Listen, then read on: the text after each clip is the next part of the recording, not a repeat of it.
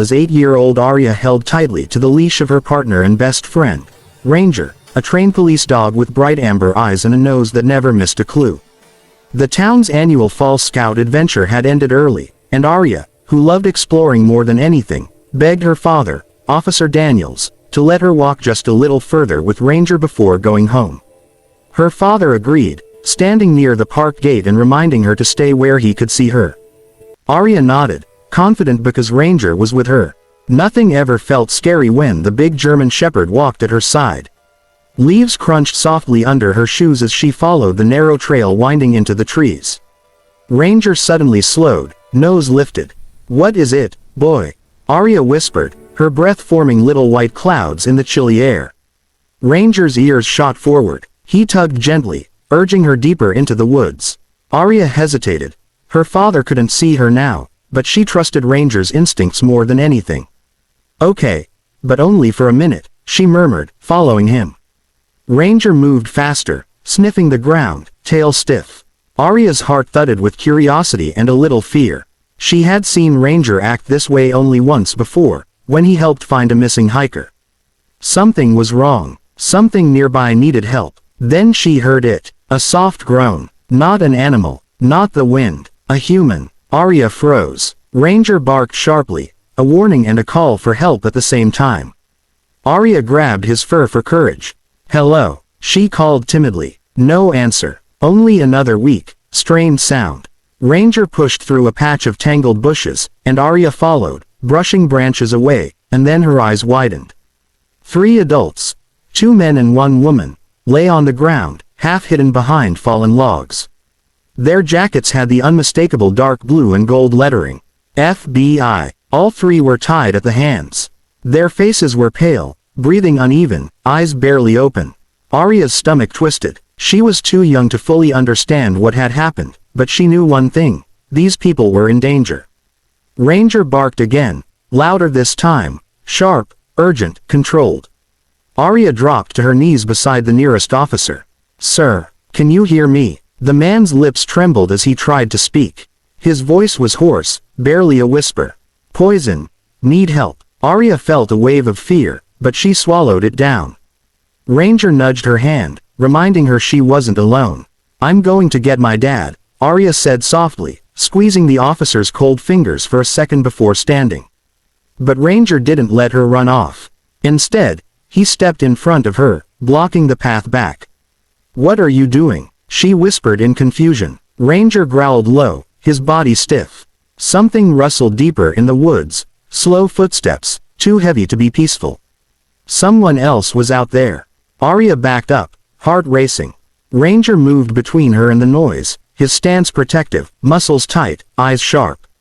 The footsteps faded again. Whoever it was, they were moving fast, and not toward them.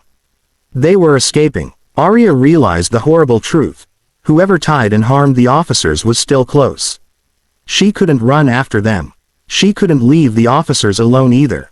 Her dad was too far to hear her voice. But Ranger could do something she couldn't. "Go get Dad," she whispered fiercely. Ranger hesitated. He hated leaving her, but she pointed toward the trail entrance. "Go, please." Ranger sprinted off, powerful legs kicking up dirt, disappearing through the trees like a streak of brown and black lightning. Arya turned back to the FBI officers. She remembered how her father once taught her a simple trick. If someone had trouble breathing, talk to them, keep them awake, reassure them. So she sat between them, forcing herself to stay calm. "My name is Arya," she said gently. "My dog is bringing help.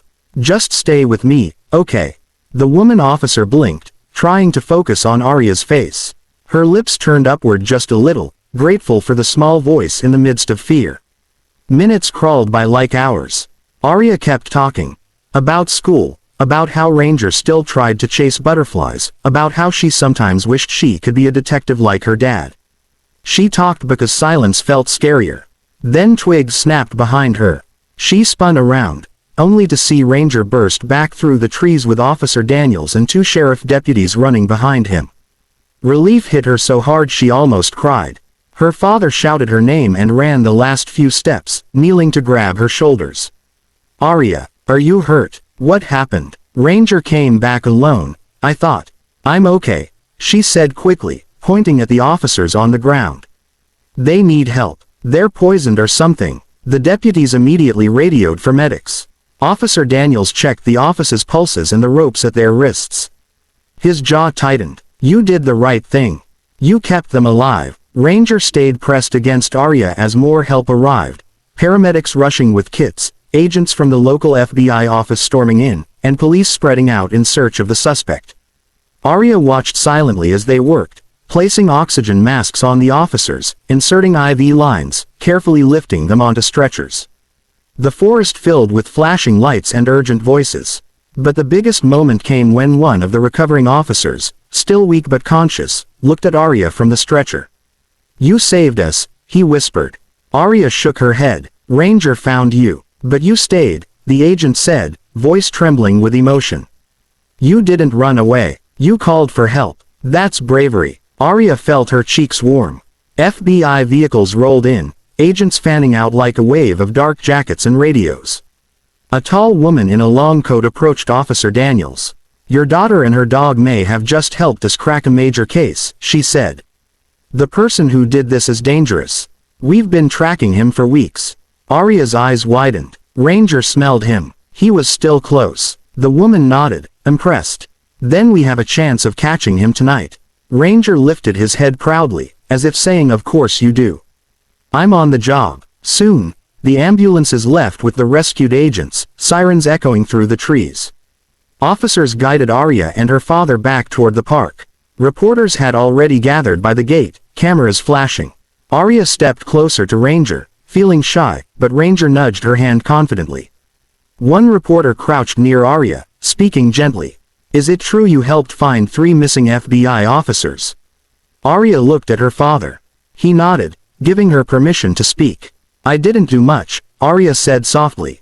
Ranger found them. I just didn't want them to be alone. Her father wrapped an arm around her shoulders. She kept calm and did exactly what a good partner would do. The reporter smiled warmly. Then I think the whole country will want to hear about this little hero and her big hero. That night, the story spread everywhere. News channels, radio, social media. People praised the bravery of a little girl and her loyal police dog. Parents told their kids about her. Officers called Ranger a legend. Even the FBI spokesperson issued a thank you message.